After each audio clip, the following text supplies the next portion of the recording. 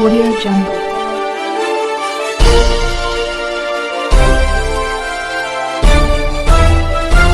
Audio Jungle. अभी आप देख रहे हैं कंचन न्यूज। इसे लाइक शेयर सब्सक्राइब करना ना भूलें ताकि न्यूज का नोटिफिकेशन सबसे पहले आपके पास पहुंचे। अब चलिए खबरें विस्तार से।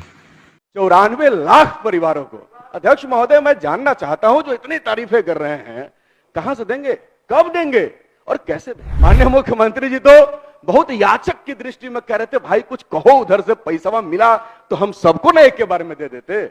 जब आपके साथ चले गए तो उधर से खूब बोरा भर के पैसा आया होगा और 94 लाख लोगों को आप इसी बजट में 2-2 लाख रुपए दे देंगे, ऐसी हमें उम्मीद थी। लेकिन और पूरे बजट के किताब में अध्यक्ष महोदय, पूरे बजट के किताब में मैं ये खोज रहा था कि बिहार को विशेष राज्य का दर्जा वाला पाना किधर है। पिछले बजट में माननीय मुख्यमंत्री जी कह रहे थे कि भाई आर्थिक सर्वे हुआ है और 2-2 लाख रुपया 94 लाख परिवार को देना है, तो इधर इशारा करके कह रहे थे बीजेपी से कि अरे भाई दिलवा न दो, दिलवा दो।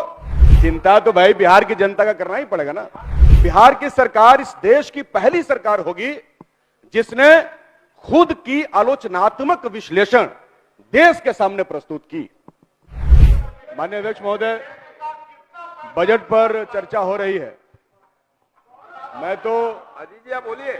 मैं तो बजट का ये कॉपी देख रहा था और पूरे बजट के किताब में अध्यक्ष महोदय, पूरे बजट के किताब में मैं ये खोज रहा था कि बिहार को विशेष राज्य का दर्जा वाला पाना किधर है। हमारे जदयू वाले भाई लोग उधर गए हैं। पिछले बजट में माननीय मुख्यमंत्री जी कह रहे थे कि भाई आर्थिक सर्वे हुआ है और 2-2 लाख रुपया 94 लाख परिवार को देना है, तो इधर इशारा करके कह रहे थे बीजेपी से कि अरे भाई दिलवा न दो, दिलवा दो बिहार को दर्जा, तब न सबको देंगे। तो हम पूछना चाहते हैं कि इसमें तो भाई विशेष राज्य का दर्जा है नहीं, तो कैसे दीजिएगा? ऐसे भी महोदय मैं बजट को देखा, मैं चिंता तो भाई बिहार की जनता का करना ही पड़ेगा ना।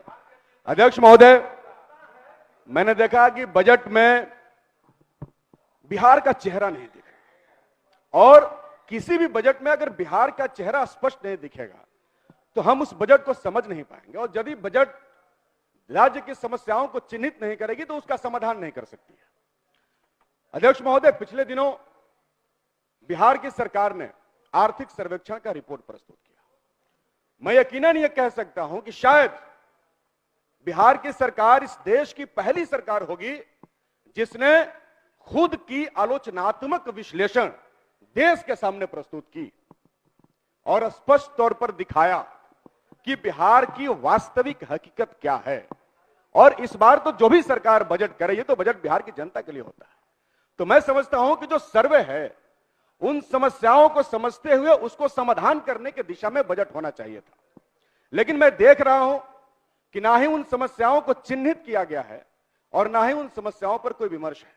बजट में उस पूरे सर्वेक्षण से सिर्फ एक लाइन लिया गया जिसमें कहा गया कि जो गरीबी तय की गई है उस सर्वेक्षण में 6,000 से नीचे के लोगों को, कमाने वाले लोगों को, जिनकी आबादी तकरीबन 94 लाख चिन्हित की गई, और कहा गया कि 2 लाख रुपया 94 लाख परिवारों को दिया जाएगा।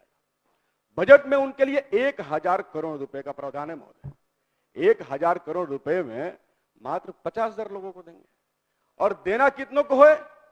94 लाख लोगों को, 94 लाख परिवारों को। अध्यक्ष महोदय, मैं जानना चाहता हूं, जो इतनी तारीफें कर रहे हैं, कहां से देंगे, कब देंगे और कैसे देंगे?